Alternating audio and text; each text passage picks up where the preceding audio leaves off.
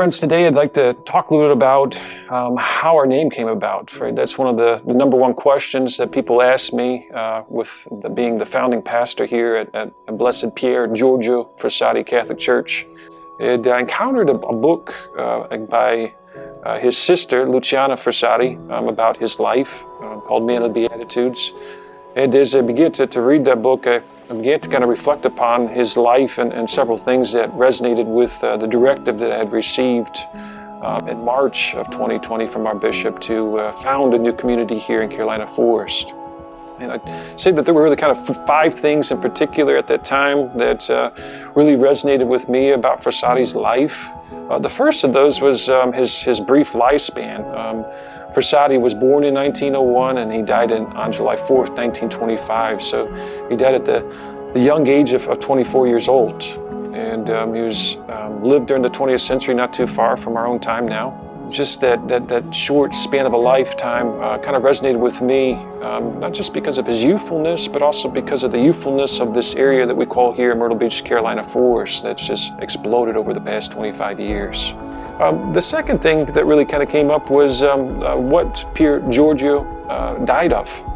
And that's namely, he died of a polio virus. We see in and through the life of Blessed Frassati was someone who didn't squalor, didn't step back in fear over the fact that the poor and the sick that he worked with and that he ministered to on a daily basis, those poor and sick that he engaged with were the ones most likely, as doctors surmise, that he contracted the polio virus from. And so just that courage, that fearlessness, that selflessness of which he served the poor and sick in Turin was something that was inspiring, particularly in light of how his death came about at the very young age of 24. A third thing about the life of Blessed Pier Giorgio Frassati that really struck me was the extraordinary ordinariness of his life.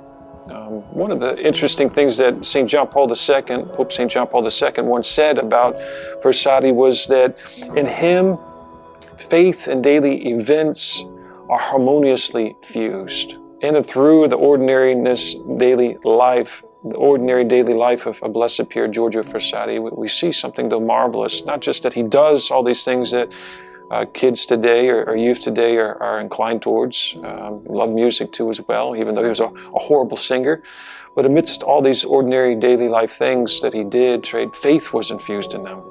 So again, one of the amazing things about that, I think, that resonates with people today is namely that people are looking for somebody ordinary like them that can live the life of faith and live it heroically and can be a saint, can become the best version of themselves.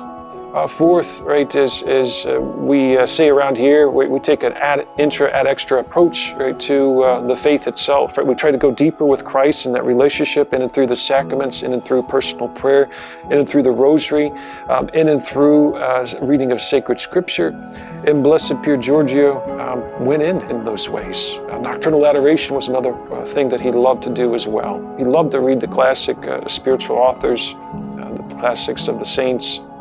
And it was in and through that nourished him in such a significant way that he was so potent in his encounters with other individuals, particularly the poor, particularly with the sick, particularly with his friends. It's the way that he became so patient too with his family, which leads us to another reason, a final reason really for why we chose his name, or we chose his patronage, and that's namely the drama the tension that was there between him and the rest of his family as he tried to live that life of faith, and as they were rather apathetic in their practice of the faith. They didn't quite get why he was absent all the time, and yet he didn't really fill them in on the situations as to why that was, namely that he was participating in so many different faith organizations. He was doing his own works of charity upon the side, and he was immersed within his studies as any student would be on top of all that. They oftentimes were upset that he didn't prioritize them and his studies more,